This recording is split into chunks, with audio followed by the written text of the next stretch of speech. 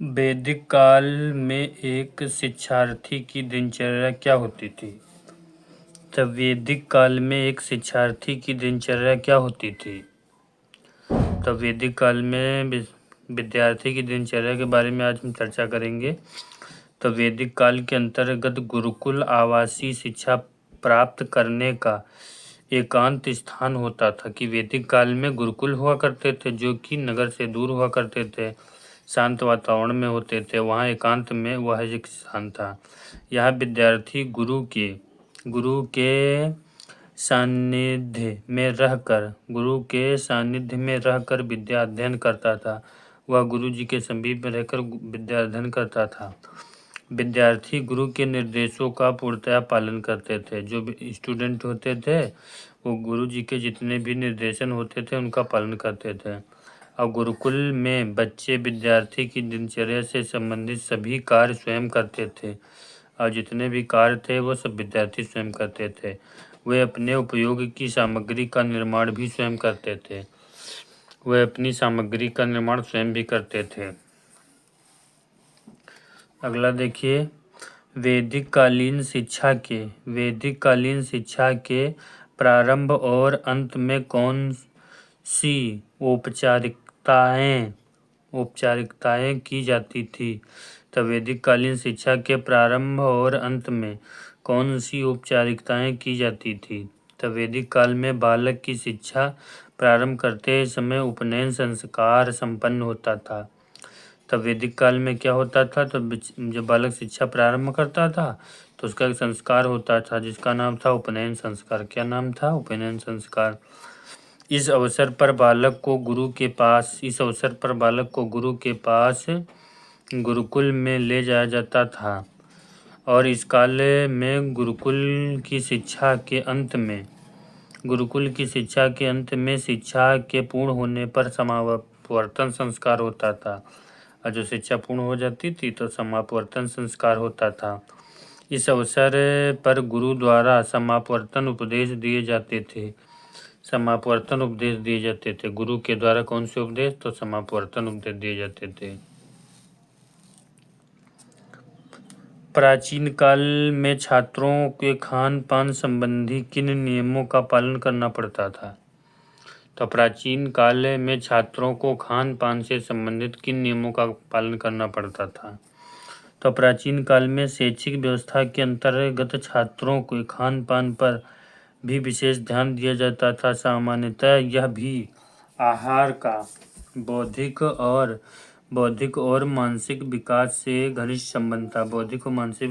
घनिष्ठ संबंधित होता था। इस विषय में महर्षि मनु ने छात्रों के खान पान को नियमित करते हुए निर्देश दिया कि छात्रों को सदैव मितहारी होना चाहिए। मितहारी, कम भोजन करने वाला। और हर प्रकार के तामसिक आहार से बचना चाहिए। जो तामसिक आहार है उसे बचना चाहिए। मांस, मदिरा एवं अन्य मादक पदार्थों, खान पान आदि का सेवन कभी नहीं करना चाहिए। छात्रों को दिन में केवल 2 बार ही आहार ग्रहण करना चाहिए। सामान्य रूप से माना जाता था कि अधिक मात्रा में तामसिक आहार ग्रहण करने से छात्र में आध्यात्मिक विकास में बाधा आएगी। आध्यात्मिक विकास में क्या आएगी? तो बाधा आएगी। वैदिक कालीन शिक्षा प्रणाली के अंतर्गत जब बालक को शिक्षा ग्रहण कराने के लिए गुरुकुल के पास ले जाया जाता था, तब उस अवसर पर संपन्न होने वाले संस्कार को उपनयन संस्कार कहा जाता था।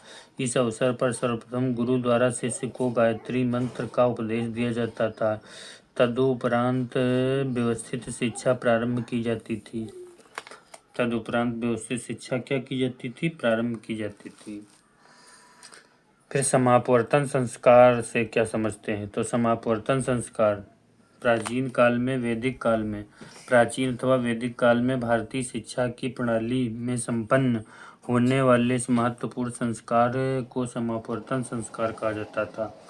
तो प्राचीन अथवा वैदिक काल भारतीय शिक्षा की प्रणाली में संपन्न होने वाले संपन्न होने वाले महत्वपूर्ण संस्कार को समावर्तन संस्कार कहा जाता था। समावर्तन संस्कार से आशय है घर लौटना। समावर्तन संस्कार से आशय का है घर लौटना। किससे आशय है? घर लौटना। समावर्तन संस्कार का आयोजन शिक्षा के पूर्ण होने के अवसर पर किया जाता था। प्रचलन के अनुसार 25 वर्ष की आयु में समावर्तन संस्कार होता था। कितने वर्ष की आयु में? 25 वर्ष की। इस अवसर पर शिक्षार्थियों द्वारा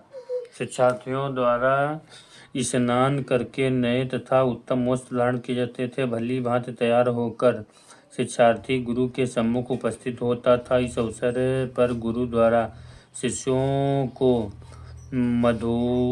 मधुपर्क दिया जाता था। उसके उपरांत सार्वजनिक रूप से गुरु और शिष्य को समावर्तन उपदेश दिया जाता था। इस संस्कार के साथ ही युवक का ब्रह्मचर्य आश्रम पूर्ण हो जाता था। वह गृहस्थ आश्रम में प्रवेश कर सकता था। किस आश्रम में? तो गृहस्थ आश्रम में प्रवेश कर सकता था। प्राचीन काल में शिक्षा की 2 असफलताओं पर प्रकाश डालिए। वैदिक कालीन शिक्षा के दोष बताइए। वैदिक कालीन शिक्षा के 4 दोषों का वर्णन कीजिए। वैदिक कालीन शिक्षा के भाई दोष बताना है।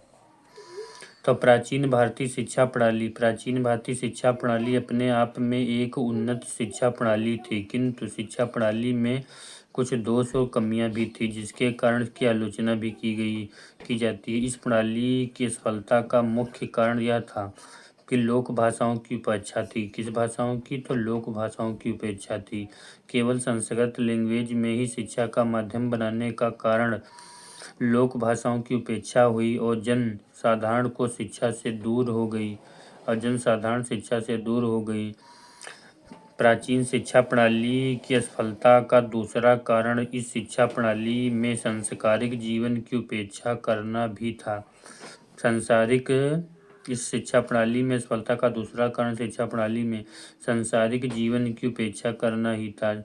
शिक्षा में आध्यात्मिक पक्ष को अधिक महत्व देने के कारण यह दोष प्रबल हो गया था। प्राचीन शिक्षा व्यक्ति के सर्वांगीण विकास के समुचित योगदान देने में असफल हो गई। इसके अतिरिक्त जन शिक्षा की अवहेलना हुई और धार्मिक शिक्षा पर भी अत्यधिक बल वैदिक कालीन शिक्षा के प्रमुख दोष हैं। तो 2 दोष निकल के सामने आए हैं। नंबर 1, लोक भाषाओं की उपेक्षा हो गई थी। संस्कृत के जो है तो महत्व था और आध्यात्मिकता पर अधिक बल दिया गया था।